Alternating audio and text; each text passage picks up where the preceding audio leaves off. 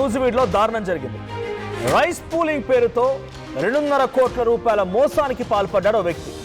ఏకంగా 25 మందిని మోసం చేశారు కొంతమంది కేటుగాళ్ళు. దాచేపల్లి శ్రీనివాసరావు, పాస్టర్ రేపాని ప్రసన్న కుమార్తో పాటుగా మరో 2 వ్యక్తులపైన బాధితులు ఫిర్యాదు చేశారు. 1,00,000 కోట్ల రూపాయలు వస్తుందని చెప్పి 25 మంది నుంచి 50 లక్షల రూపాయలు వసూలు చేశారు. ఆ తర్వాత 3 దఫాల్లో 1.5 కోటి వరకు వసూలు చేశారు. ఇక ఇంటి పేపర్లు తాకట్టు పెట్టించుకొని మరి డబ్బులు తీసుకున్నారని ఆరోపణ కూడా ఉంది. నాసా నుంచి వచ్చి కెమికల్తో పరీక్షలు చేస్తారని, గోధుమల్లో 100 కోట్లు ఉన్నాయని ఫేక్ ఫోటోలు చూపించి మోసానికి పాల్పడ్డారు. షాపింగ్ కాంప్లెక్స్ కొనిస్తామని, బ్యాంక్ బ్యాలెన్స్ పెరుగుతుందని నమ్మించి మరో 30 లక్షల రూపాయలు వసూలు చేశారు. ఇక డబ్బులు అడిగితే చంపేస్తామంటూ ఇప్పుడు బెదిరిస్తున్నారు. మోసానికి తట్టుకోలేక 2 బాధితులు ఆల్రెడీ మరణించారు.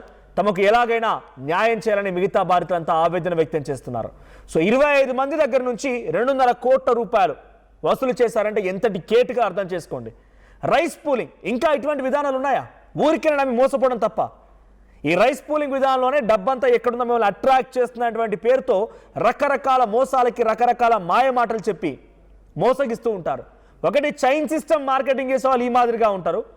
మీరు నెల రోజుల్లో కారు కొనుక్కుంటారని, ఆ తర్వాత బ్యాంకాక్ ట్రిప్పులని, ఆ తర్వాత విదేశాలని, బెంజ్ కార్ అని, గోల్డెన్ అని, సిల్వర్ అని రకరకాల పేరుతోని మార్కెటింగ్, చైన్ మార్కెటింగ్ చేసే వాళ్ళు అత్యద్భుతంగా చేతిలోనే ఆకాశాన్ని మొత్తం పెట్టేసి భూమండలం మొత్తం నీ చుట్టే తిరుగుతున్నట్టుగా మాయమాటలు చెప్తూ ఉంటారు. అదే మాదిరిగా సేమ్ యాజ్ ఈజ్గా ఈ రైస్ పూలింగ్ పేరిట చేసినటువంటి దందాలు కూడా అదే.